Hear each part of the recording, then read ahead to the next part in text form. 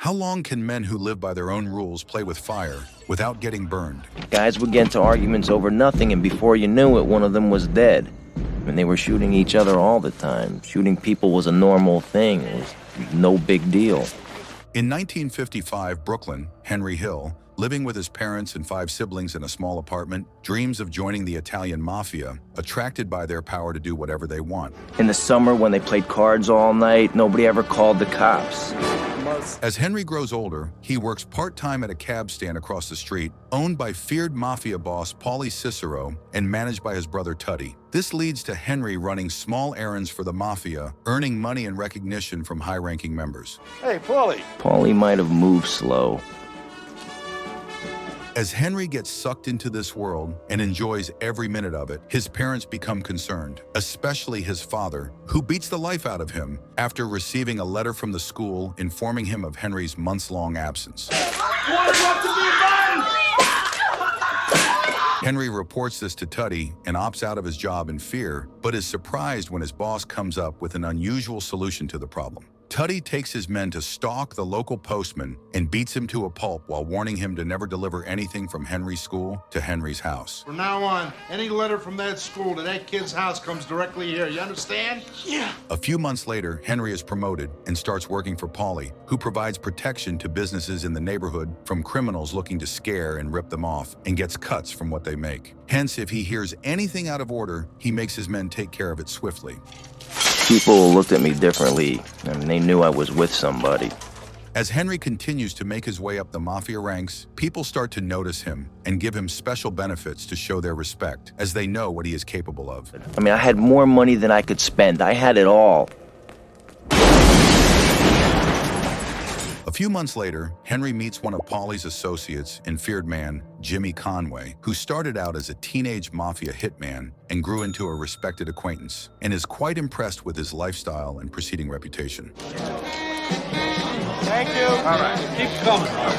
Later, Henry discovers that Jimmy's passion lies with hijacking trucks with merchandise like cigarettes, alcohol, and seafood and selling it on the streets for half the price, while making sure the cops get a piece of the profit. And when the cops, they assigned a whole army to stop Jimmy, what did he do? How you doing, Joe? Rich? He made them partners. Okay. Then, while Henry works for Jimmy, he is introduced to fellow delinquent Tommy DeVito, who is very unpredictable and irrational, and starts partnering with him to run business errands. One pound my head on. Whoa, what do you think you're doing? Oh, it's all right. One day, Henry is caught selling stolen cigarettes by the cops and is arrested. Instead of being mad, Jimmy, Tuddy, and the men congratulate Henry on becoming a man and appreciate the fact that he did not reveal any information on the business while under pressure. Everybody gets pinched, but you did it right. You told them nothing, and they got nothing. In 1963, under the command of Jimmy, Henry, and Tommy, step up their game and start hijacking airport cargo trucks passing through Idlewild Airport. One night, while Henry and Jimmy plan a heist on Air France cargo, Tommy makes a scene in a restaurant by beating the owner, Sonny, who politely asks him to pay his debt. Despite the irrationality of Tommy's reaction, no one, not even his friends, says anything, and instead cheers him on for fear of his unpredictable reaction. Come on, don't be like that. What do you mean don't be like that? The next day, Sonny complains about the situation to Paulie, asks him to put Tommy on a leash, and partners with him in the business in hopes of getting his protection. Soon, Sonny ends up owing a lot of money to Paulie, who makes sure to sell everything in the restaurant to get his money before burning it to the ground. From the 5 towns. A few days later, Henry's forced to go on a double date with Tommy and meets Karen Hill. Despite an awkward first date, Henry warms up to Karen, and they soon begin a relationship. The cautious Karen is impressed by Henry's flashy and luxurious lifestyle, in which anything he wants is only a phone call away, and drops her guard. A few weeks later, Henry and Tommy use their connections to successfully pull off an Air France heist and get away with almost $500,000 without even using a gun. $420,000 without using a gun, and we did the right thing. Then, as is customary, Henry makes sure Paulie gets a cut from the money, which makes both Paulie and Jimmy proud. I'm proud of you now. That is a lot of money for a kid like you, all right? One day, Henry accompanies Jimmy as he goes to collect his money from a local acquaintance named Morris. But the situation soon escalates as Morris refuses to pay. You don't got my money? You don't got my fucking money, huh? Jimmy, he's gonna pay.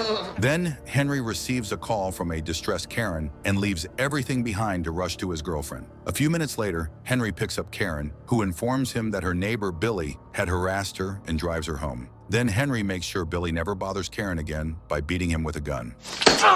I swear my fucking mother, if you touch her again, you're dead!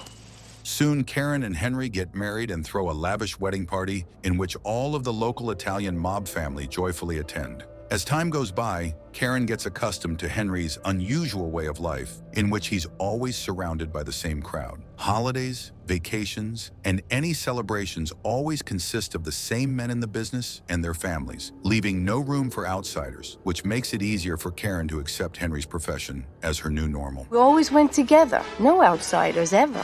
It got to be normal. On June 11, 1970, in Queens, New York, a made man in the Gambino crime family gets released from prison and throws a small party in Henry's lounge to celebrate. A few hours later, Tommy arrives there, and as he joins Henry and Jimmy, Billy starts to embarrass him by talking about his shoe-shining days as a kid, which infuriates Tommy into a fight. Henry, bought his fucking button, that fake old tough guy. You brought him! Jimmy and Henry calm Tommy down and escort him out while trying to maintain peace with Billy. However, later that night, after everyone leaves, Jimmy stalls Billy until Tommy returns, and the two beat him unconscious for his earlier disrespect, while Henry secures the lounge. Then, thinking Billy is dead, and fearing the Mafia's possible reaction if they find one of their own in the street, the trio loads the bloodied Billy in a trunk and goes to Tommy's house to get some shovels and bury him in upstate New York. At the house, the group shares a warm dinner with Tommy's mother before heading out on their way. After a few hours of driving, Tommy finishes off Billy and the group buries him while hoping he's never discovered, because killing a made guy in the Gambino family without getting permission creates a serious problem for everyone involved. We had a serious problem with Billy Bats. This was really a touchy thing. A few days later, Henry takes Karen and his two kids to a family function, where Paulie asks him if he knows anything about Billy's disappearance, informs him that the Mafia is looking for him, and warns him to let him know if he hears anything. 6 months later, Jimmy learns that Billy's burial site is needed for development by the government and takes Henry and Tommy with him to relocate the body. Hey, Henry, hurry up, will you? My mother's gonna make some fried peppers and sausage for us. Then Henry gets his mistress Janice an apartment a few blocks from his house and starts spending more time with her, which takes her away from her job and infuriates her boss. Then, Henry takes Jimmy and Tommy to beat up Janice's boss and warns him from giving Janice any trouble. Run to, you're gonna run to, you understand? Hang up once more, you're gonna deal with me. A few weeks later, as the men play cards in a private bar, Tommy gets worked up about a delayed drinks order and shocks everyone by shooting a waiter named Spider in the foot. As the poor waiter is carried to the hospital, the men continue their game. A couple of months later, Karen suspects that her husband is cheating and throws him out of the house. Then, hoping to avoid the drama, Henry joins the men in a card game and is happy to see that Spider's back to work, with a cast on his injured foot. At the game, Tommy continues to verbally harass Spider, who can no longer take it and talks back to him. Unexpectedly, Tommy fatally shoots Spider, which disappoints Henry and Jimmy. He's dead. Good shot. What do you want from me? Good shot. Elsewhere, Karen confirms her suspicion of Henry's infidelities, and after finding Janice's apartment, she goes there to verbally harass her. Then she decides to punish Henry for betraying her, waits until he falls asleep, and holds him at gunpoint, demanding to know if he loves her. Karen, are you crazy? Yeah, I'm crazy. I'm crazy enough to kill the both of you. However, Henry tactically calms down his furious wife, overpowers her, and scares her at gunpoint before he leaves his house to stay with his girlfriend. How does it feel? Huh? Huh? How does it feel, Karen? A few days later, Jimmy and Paulie visit Henry at Janice's house, and after sharing that Karen had hysterically informed them of the situation, the duo advise Henry to go back to his wife for the sake of keeping up appearances and calming down Karen. Paulie then offers to speak to Karen and smooth out the situation, while sending Henry to Florida with Jimmy to run an errand, hoping that would give Henry enough time to think things over, have fun, and relax before returning to Karen. 2 days later in Tampa, Florida, Jimmy and Henry beat a man to a pulp and make sure he pays his debt. Me! Just throw him over the moat. No! I'm getting money! Then when the duo returns home, they are shocked to find out that the guy they beat up's sister works as a typist for the FBI. Then before they can process this, the sister turns them all in, including her brother. Jimmy and Henry are sentenced to 10 years in federal prison. The men give Henry a warm farewell party and send him off to prison. There, Henry joins Paulie, who is doing a year in an unrelated case, who welcomes him to his small group, who have bribed their way into living separately in a small room, and are even allowed to cook and get ingredients from the outside. Soon, Henry uses these privileges to smuggle drugs into the prison through Karen and sell them to support his family. One day, Karen visits Henry at the prison and tells him how much of a hard time she's having and that she's scared that they will get in deep trouble if Paulie finds out about the drug business. Henry calms down his wife, promises to take care of everything, and to break up with Janice if Karen keeps bringing him the drugs. 4 years later, Henry's paroled early, returns home to his excited family and takes them to see Paulie. There, after informing Henry that he knew about his drug business in prison, Paulie warns him to never get involved with drugs ever again, and even tells him that if any of the men do... You know that you're only out early because I got you a job. Yeah. And I don't need this heat. Understand that? Uh-huh. Despite promising Paulie, Henry continues bringing in drugs from Pittsburgh, mixing it at his new mistress, Sandy's place, and selling it for large profits. Soon, he moves his family out of the small apartment they were forced to take in his absence and gets a luxurious house. The business blooms so much that he loops in Jimmy and Tommy to help him, behind Paulie's back. Jimmy and Tommy to come in with me. It's working great. Nice.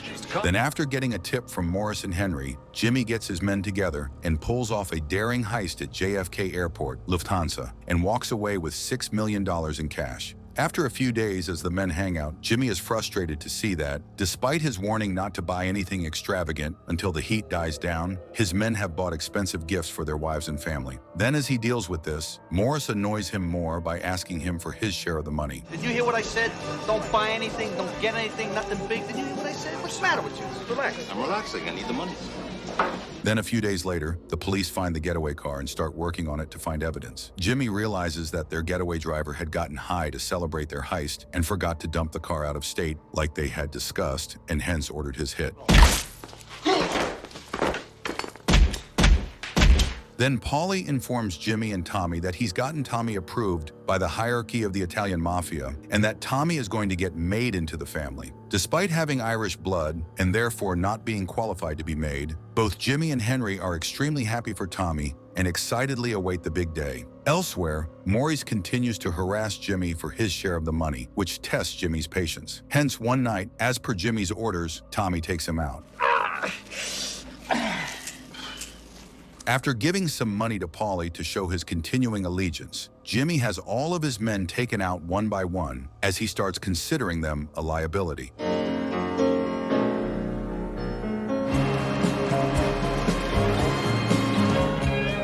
When they found Carbone in the meat truck. A few months later, on Tommy's big day, Jimmy excitedly awaits to hear about the completion of the ceremony with Henry and reflects on how happy he is for Tommy. However, shortly after, he's informed that the Mafia has killed Tommy as retribution for killing the maid guy, Billy. No. Yeah. What do you mean? He's gone. He's gone.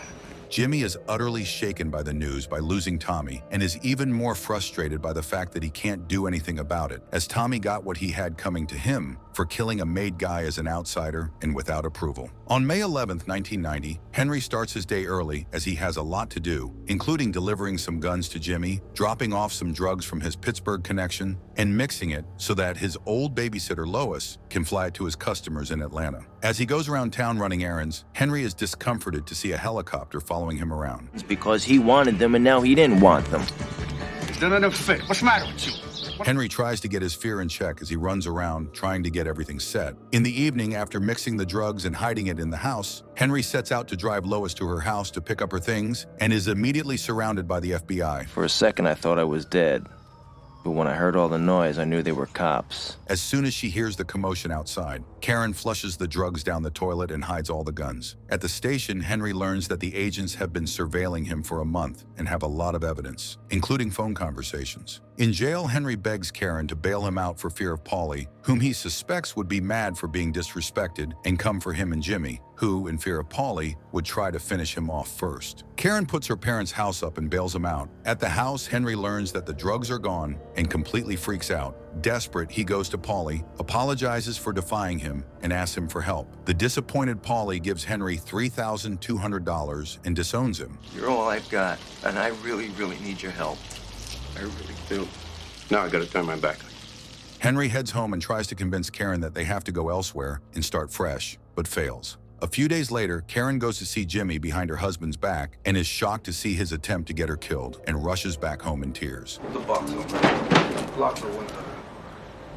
No, Jimmy! Right there. I'm in a hurry! Later, Henry meets with Jimmy, who asks him to go to Florida and kill someone. Seeing through Jimmy's tactics to get him killed, Henry opts out of the trip. Knowing that he won't survive on the streets even if he beats the court charges, Henry decides to become an informant for the FBI in exchange for witness protection for him and his family. Soon after, based on Henry's testimony, both Jimmy and Paulie are arrested. Because whether he goes to jail or whether he stays on the street and he beats the case, he's a dead man.